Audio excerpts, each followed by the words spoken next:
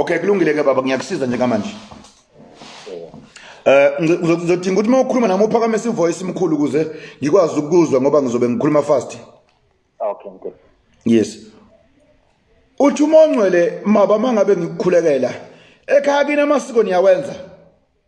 Hayi asiwayenzi. Aniwenza amasiko ekhaya kini? Lutho futhi. Yes, uthi uNkulunkulu mengiqala ngikhuleka ngibona into ehamba ivuka phezulu kwakho omkhulu ibizikweleti kodwa zamasiko. Wathi uMongcwele wena kunezinto zakho idlozi noma abantu bakena bangasekho esebekusize kakhulu. Wathi uMongcwele kodwa kunento eziyikweleti zamasiko ezihamba zikulandela. Angithi uyangizwa mkhulu? Ngiyakuzwa mkhulu. Angithi uthe ekhaya kini ngematatiyeli? Yebo kusemathatiyeli. Kunomuntu owashona but mawuthi kini sematatiyeli kunomuntu owashona wakini wakubuka mama wakho ongasekho idlozi kuwena but njengoba esashona ngimbone ehamba ekufuna eza kuthole kwenye indawo but not ematatiyeli. Yebo. Ngikubona umuntu ekuthole endaweni yasePotchefstroom. Yebo ngisePotchefstroom bengifunda khona lapho. Uke wahlala endaweni ethi ePotchefstroom baba? Yebo ngifunda khona ePotchefstroom ngenze honors. Yes, uthi uMongcwele kunomuntu okugadile ofuna ukuthi sikhulume ngaye wakubuka mama wakho mawuthweni uke ematatiyeli ekhaya wathi uJehova cha man lo muntu uhamba nawe njengomuntu oyingelosi kuwena noma oyidlozi elihle kodwa ngibona nahamba nize nifike endaweni yasePotchefstroom naye lo muntu ongasekho kusizayo. Kunabantu abakuthakathayo baba befuna ukuthi ushone uyangizwa mkhulu? Yebo ngakuzwa mkhulu. Bahluleka ukubulala babefuna ukuthi ufele khona la kule ndawo abantu abangabemezayo nabathi ngikhulume ngayo. Ufuna ngikukhulekele baba ngoba khona inhlanhla enkulu ezayo kuwena. Ngithi uyangizwa mina? Yebo ngiyakuzwa mkhulu. Kunenhlanhla enkulu ezayo kuwena kunento athi uNkulunkulu angihambe. Jesus my God, let me prophesy. Unayi airtime? Yebo nginayo airtime. Uthi uMongcwele mangabe ngiqala ngikhuluma nawe wathi uMongcwele mefuna wena ngikusize kodwa khona umuntu Jesus let me khona umuntu owukhulu uyezwa? Yebo. But ongeve ukhulu wakho, okay? Yebo. Owukhulu kulo muntu engizwa bekhuluma ngaye but lo muntu excuse me uthi uMongcwele lo muntu ukhulu but hayi kuwena ukhulu komunye umuntu manje lo muntu ngibona eqhamuka ethi mina angicane ngikhulume ngomunye umuntu then bese ngiya kuwena. Yebo mkhulu. Uyamazi umuntu ekuthiwa Victoria Dial? Yebo umama wami lawo. Uthi uMongcwele kunomuntu akuthiwa ngiqale ngikhulume ngaye ekuthiwa Victoria Dial. Wathi uMongcwele mefuna sikukhulekele wena kakhulu umuntu usiko awulisebenzisi. Wathi uMongcwele cha man kunomuntu owukhulu kodwa umuntu omzukulu wakhe lo muntu umuntu ekuthiwa Victoria Dial. Yebo umama wami lawo. Angikuzwa baba khulumela phezulu baba. Umama wami uVictoria Dial. Uma wakho kuzalayo baba? Yebo mkhulu. Lalela ke mkhulu ngizokusiza baba uyezwa? Yebo mkhulu. Kuzinto zakho zilunge kahle likholelwa idlozi baba.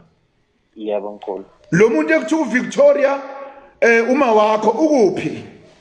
Usematatiyela manje. Usematatiyela? Yebo mkhulu. Ubani unolusapho? Yena igama lakhe lesintu lelo. Kunomuntu ke owashona owaqamba uma wakho. Kunomuntu owashona owaqamba uma wakho ukuthi unolusapho. Yebo mkhulu. So that person owaqamba uma wakho kuzala ukuthi unolusapho, she is the one wena okunika izinhlanhla.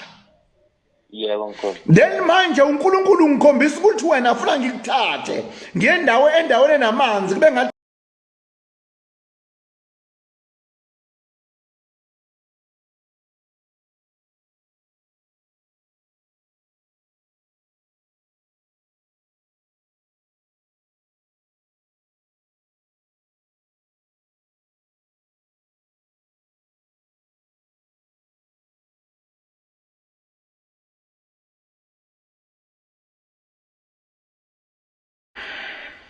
sanibona ningizama Afrika ukuze uphile manje.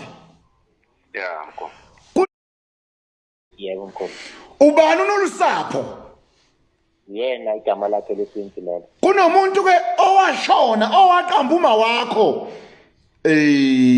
Kunomuntu owashona owaqamba uma wakho ukuthi unolusapho. Yebo mkhulu.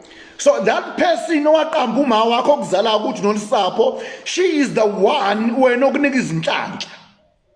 Yebo mkhulu. Then manje uNkulunkulu ngikhombisa ukuthi wena ufuna ngikuthathe endaweni enamanzi kube ngathi siyophahla emanzini kunemali esiyiphose emanzini sikucelela inhlanhla kakhulu mkhulu. Yebo mkhulu, ngiyakuzwa mkhulu. Ngizokulapha Ngiyabona. ngizokulapha ikhona into 8 uNkulunkulu ngikhombisa izitifiketi zakho, okay? Yebo mkhulu. Then kune certificate owasithola sekuzophela unyaka. Listen to me very carefully. Yebo. Kune certificate owasithola sekuzophela unyaka. Wathi uma ongcwele certificate owasithola mangabe ngisithatha ngisibuka prophetically ngisibuka manje uNkulunkulu esibhala uthi uma ongcwele sikhulume ngecertificate esibhala ukuthi Bachelor of Commerce. Yebo mkhulu. Unaso certificate esibhala ukuthi Bachelor of Commerce. Yebo mkhulu, zithu khona esase University of Limpopo nesase University Northwest University. Leso wasithola ke certificate esibhala ukuthi Jesus my God, let me prophesy this thing. Leso wasithola certificate sakho uthi uNkulunkulu mesisibheka sibhala ukuthi Bachelor of Commerce. Yebo mkhulu. In accountancy. Yes mkhulu, yiso leso baba. Yebo mkhulu. Kune certificate onaso esibhala ukuthi Bachelor of Commerce in accountancy. Yes. Leso certificate sakho sizokuvulela iminyango emikhulu, okay? Yebo mkhulu. Uyafuna ukuba rich? Kakhulu. Uzokusiza uNkulunkulu, lizokusiza idlozi lami ngoba but ngifuna ukuthi ekhanda lakho baba kusuka namhlanje uyangizwa? Yebo mkhulu.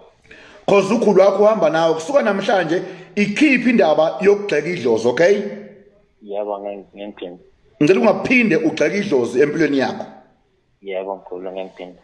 Uzophila isikhathi eside uNkulunkulu uyakuthanda uzophila. Ngicela ukuthi wenze kanjena ngekhehla inamba yami ikhona epagini lami uyithathe sizokhuluma nawe via WhatsApp or via